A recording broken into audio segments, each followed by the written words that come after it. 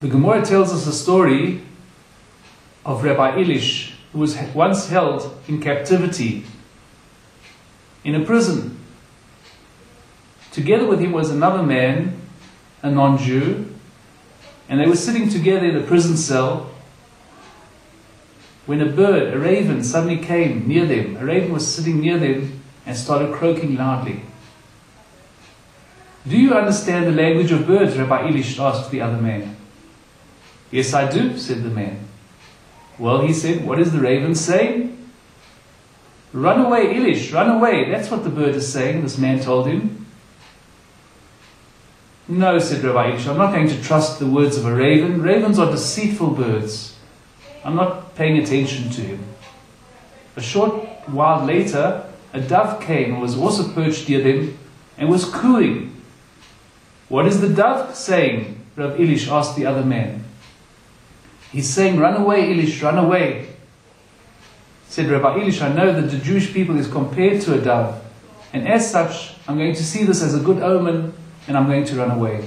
And that's what happened. He escaped, and he managed to get away without being caught. There's a question on the story as follows. There's one of the commentaries explains that Rabbi Elish himself also understood the language of birds. And if so, why did he ask the other man, "What is the bird saying?" Surely he heard for himself what the bird was saying. And the idea we learn from here is that while we sometimes hear things clearly, we can never trust our own ears. Because we have built into us a bias. And the bias makes it that we sometimes hear what we want to hear, and we can't really rely on our own hearing. This message is reflected in the Parsha. When Balak sent messengers to summon Bilam, he wanted Bilam to curse the Jewish people. Bilam obviously had to say to the messengers, "I must first ask Hashem. I must have Hashem's permission." And when Bilam asked Hashem, Hashem told him, no, don't go with them, because the Jewish people is blessed. Bilam, however, made the same mistake. He only heard what he wanted to hear. He only heard the words, "Don't go with them." So he went to the messengers and he said that, no, Hashem said, "I can't go with you." Hashem said, "I can't go with you because you're not important enough messengers. I'm a very important person. And if Balak wants to summon me, he has to send very important people to come and call me. And Hashem told me, don't go with them. These people are not worthy of being the messengers for you, for such a great person as you."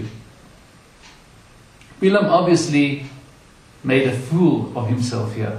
As we see right through the Parsha, how wrong he was, how misguided he was, and how his evil tripped him up, stumbled him up, and he ended up with nothing at all.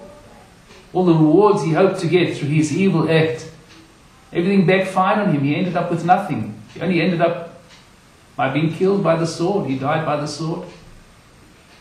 And this is the message. The message is that we have to be careful not to trust our own ears, but to be ready to ask other people and to think carefully before we make any decisions.